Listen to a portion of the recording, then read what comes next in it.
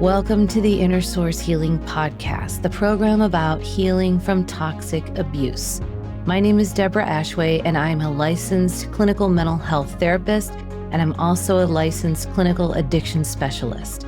And I've been there. I've been through the journey of toxic abuse and healing from toxic abuse. And I know that the journey can be very long and very difficult, very challenging, but I also know that it's possible to break free from the chains of dependency and codependency and trauma bonding. And when we awaken from this trance that toxic relationships can create, we can finally breathe, live, and experience life in full, vivid color.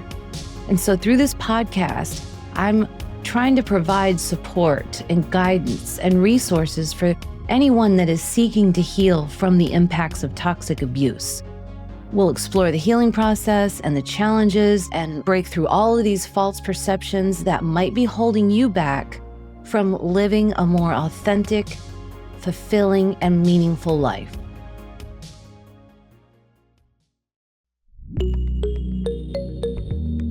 This podcast is about guilt and what it does to you. This is very important because manipulators use guilt a lot to control people. And we're going to dive into this a little bit, why they use it, how you end up getting programmed with it, and then how and why you operate under it all the time from there on out. Once you've been kind of indoctrinated or trained to believe that you are at fault, it seems like this follows you throughout your life if you don't look at it and examine it and understand it. And then you end up getting in similar situations time and time again until you address it and figure it out.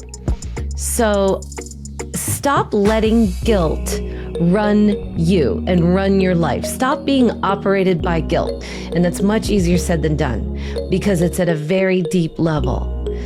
But it's really important to target this emotion and to reprogram this, like I said, because otherwise you're going to continue operating with this running the show and putting you around other people who can, if they're manipulators, take advantage of this. If they're toxic, if they're out for themselves, if they're greedy, if they put their self first. So anyone who is operating on their ego, anyone that has a character defect or is along the cluster B of personality disorders, again, which is like borderline or narcissistic, sociopath, psychopath, those are usually very immature ego developmental characteristics. They operate from their ego. Everything is self-serving. They're not looking out for the other. They're not looking out for you. They're doing whatever they can to serve themselves at the expense of your energy. And so there's a number of ways that they do this, and guilt is definitely one of them. It's a main component in manipulation. So we want to try to understand it a little bit more. So let's talk about the definition of guilt. What is guilt exactly? What is it? Is this a natural emotion that we're born with to help us navigate this world, just like all the other emotions that we have? Is guilt part of it ingrained in our DNA, or is this something that we learn? Basically, guilt is a feeling of remorse or self-reproach that is caused by the belief that you have done something wrong. So that's the program. The program is basically, it feels like I've done something wrong. Oh, I did something wrong. And people that are able to self-correct and have that capacity to do that self-reflection, they will look at that and go, okay, what did I do wrong? And then they're going to try to make the correction. But the problem is when you're around toxic people or manipulators or self-serving individuals, then all that does is propel you to continue to serve them, because your whole protective system, your whole nervous system is going to conclude that maybe you hurt their feelings by calling them out on something, or maybe you didn't give them enough attention, time, whatever resources you have.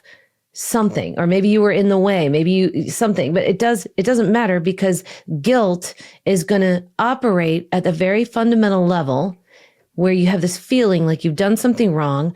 So you're going to self-correct. And then if you're not fully conscious of this, you could fall into that fawning or fight, flight, freeze, any one of those things, which is kind of what it does. It sends up alerts. It sends up these signals. It causes shame. And shame is a very painful feeling of humiliation or distress that's caused by this sense of having done something dishonorable or immoral. Shame is painful. Shame is painful. The pain is there for a reason. That is how we operate. That is how our nervous system helps us navigate this world. We're born with certain pain sensories to help us. For example, we feel heat sometimes, like in a fire, is very painful. That pain sends these signals to our brain, which operates immediately so that we pull our hand away. It's to protect us from being burned, from burning our skin. If we didn't feel that pain, we might not pull our hand away or whatever's near that hot surface, and we would likely burn our skin and cause some damage. So pain is there to protect us, even though it doesn't feel good. It's there for a reason. And we're born with a lot of it. A lot of that programming is innate and it's good. But there's a lot of it that we learn once we are born and are in the environment that we're in. We're taking in these signals, billions of sensory inputs all the time. Since birth. What do I move to? What do I move away from? What feels good? What feels bad? And the body maps that out depending on your environment. So if you're in an environment of manipulators or people that are immature, emotionally immature, or people that are self-serving or toxic in any way, then your map, your navigation system in your nervous system is likely to program you with feelings to help you survive in that toxic environment. So it will, there's a good chance, or a good example is when you have, let's say you have a caregiver who uses guilt to operate other people, who uses that intentionally to get other people to either serve her, to do her bidding, to do what she wants them to do, then that child in that environment will be programmed with a sense of guilt and shame. Not in a conscious level. It's in our nervous system. It's in our protective system. And it's stored deep within the body. So we become programmed with guilt. Have you ever found yourself going, why do I feel so guilty all the time? I'm constantly burdened with guilt. You might want to look at this. Where did this come from? How did you get programmed with this guilt? Because the interconnection between the guilt and the shame is important. The shame is the pain that's going to cause you to behave in a certain way. We internalize these messages using the example that I just gave you with the caregiver using guilt as a source of control, as a source of manipulation.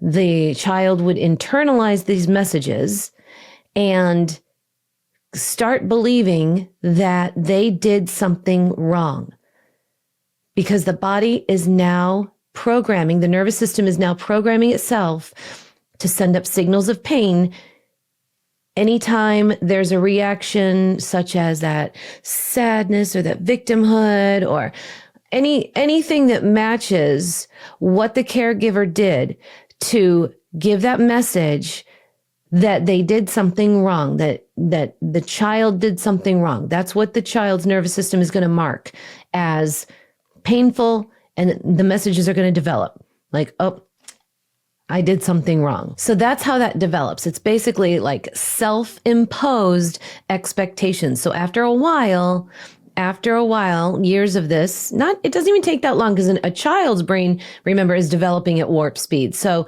it's pretty immediate with children. And as you get older, your brain isn't, quite forming those neurons as quickly, but you're still doing it. You're still learning. So even if you didn't grow up in this kind of relationship and you ended up in a relationship like this later on, You're still likely to develop this if you're around somebody that uses this tactic as manipulation. This is how it develops. Sometimes it develops like from cultural conditioning. There's certain religions that use this. There's certain cultures that use this. And people just kind of go along with it because it's underneath the radar. It's underneath our awareness and our consciousness. It's not something that's in our conscious awareness at that moment. It's something that's operating underneath in our nervous system.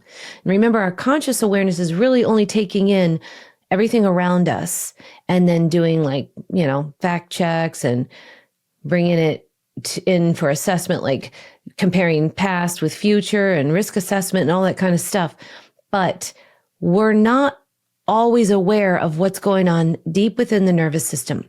But we can bring this into our awareness. And that's the practice of it. And sometimes this shame develops from traumatic experiences. Abuse at an early age will bring this on. Because a child at a very early age who's been traumatized or has been through traumatic experiences can't really believe that it's the caregiver's or others' fault. So it does internalize it, and the belief becomes within them like, oh, it's me, I must have done something wrong. Because remember, the child's nervous system and body is trying to survive. So how do these manipulative people weaponize guilt and shame? They do it in so many different ways. It's going to take so many different podcasts to go over all of it, but just to highlight a few, they project blame. They don't take blame. They're not accountable ever. They're never accountable for their own actions, and they will thwart that in any way, shape, or form. They do it verbally. They do it non-verbally. You will see it over and over again. So if you're in a relationship with somebody like that, you're going to end up feeling time and time again that you are the one accountable because they don't accept responsibility. When you call them out, they will get angry. They will use victimhood. They will use shame, blame, anger, whatever they can, threats. They will shut it down. So after a while, you start to become conditioned to not call them out on anything. And what this does to your nervous system is it internalizes that. And then your belief becomes that you then are to blame for whatever the situation is. Even if all you did was call them out on their bad behavior, you start to believe that it's your fault, that you're the problem. They do this through gaslighting. They will tell you something that doesn't match reality, and you're experiencing this cognitive dissonance. It's really impossible to pull these two opposing beliefs together. So after a while, you tend to believe what they're saying. If they've been gaslighting you for a while, or if you've become prone to that. And they do it through emotional manipulation, all kinds of emotional manipulation. They use your emotions against you. They will use any of your emotions, even the good ones. They'll tell you how much they love you. They'll build you up. They'll make you feel good and connected. They'll use fear. They'll make you afraid of things, afraid that they're going to go away, afraid that somebody's going to come get you, afraid that other people aren't going to be around you, afraid that you are the one to blame. They'll use anger. They'll use, of course, shame. That's the one we're talking about today. But they use all of the emotions that they can to manipulate you. But this is how they weaponize guilt and shame.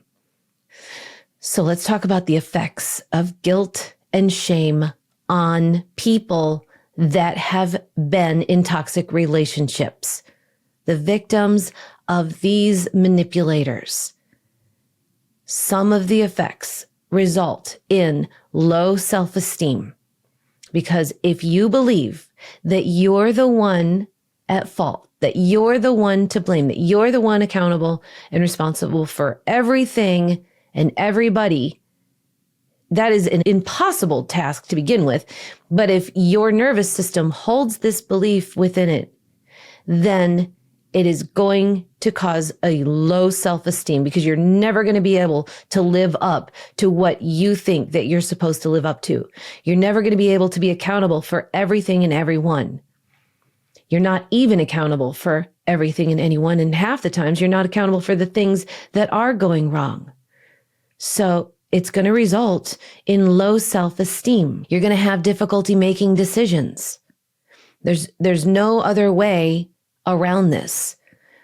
When they're using your emotions against you, and they're using manipulation, and they're using guilt and shame, you're going to end up feeling like making decisions are overwhelmingly difficult.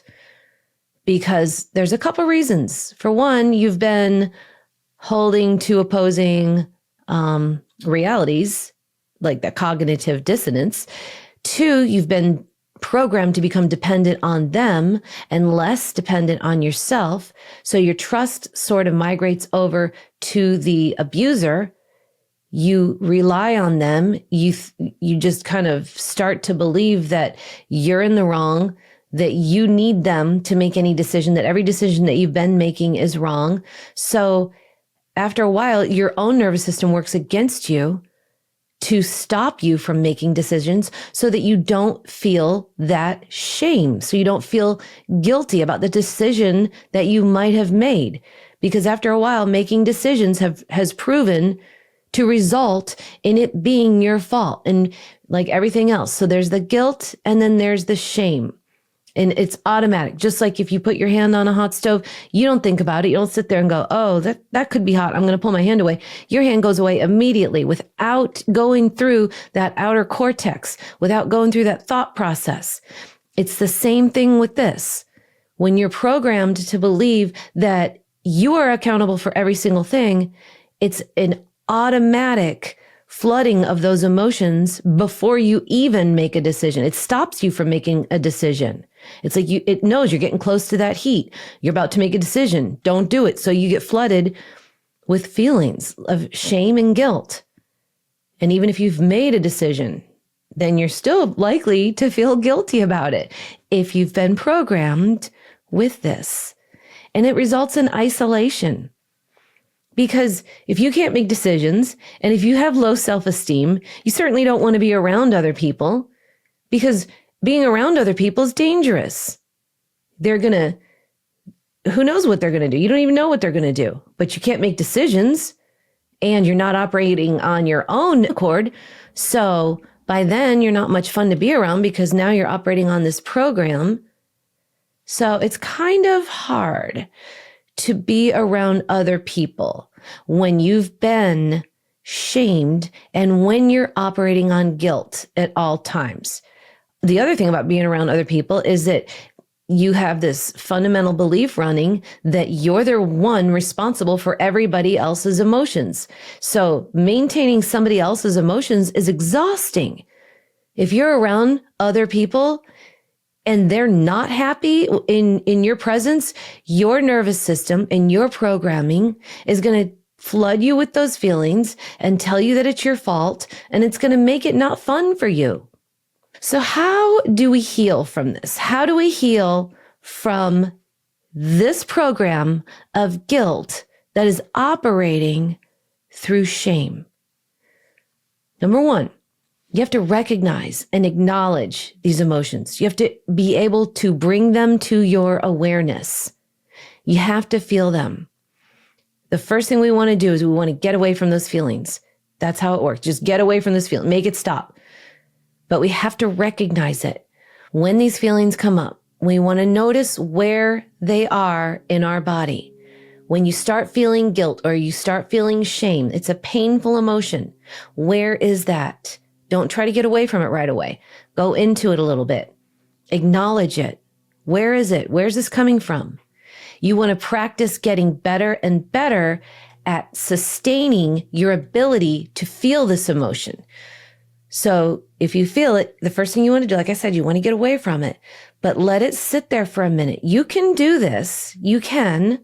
It's not going to hurt you. It's not like keeping your hand on a hot stove.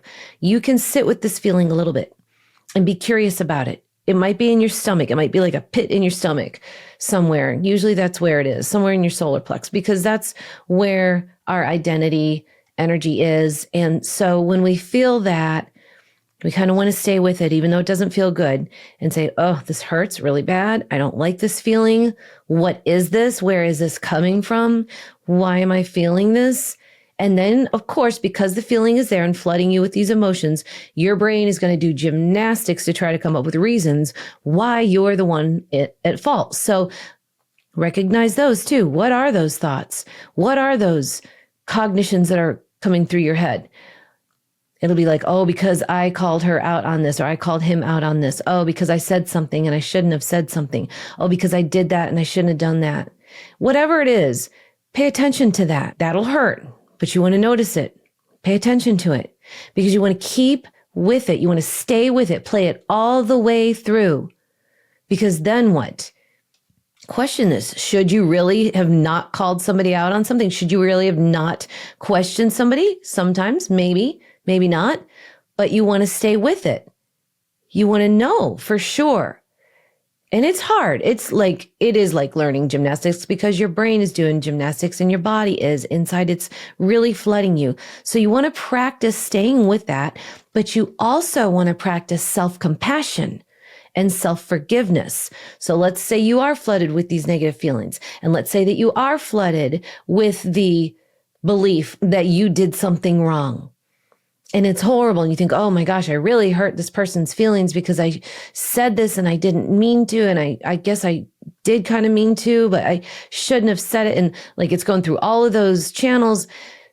Let it go through those channels, but do so with self-compassion and self-forgiveness, because you would forgive somebody else probably more easily than you would forgive yourself. So practice self-forgiveness. Like, okay, I'm recognizing that I'm doing this.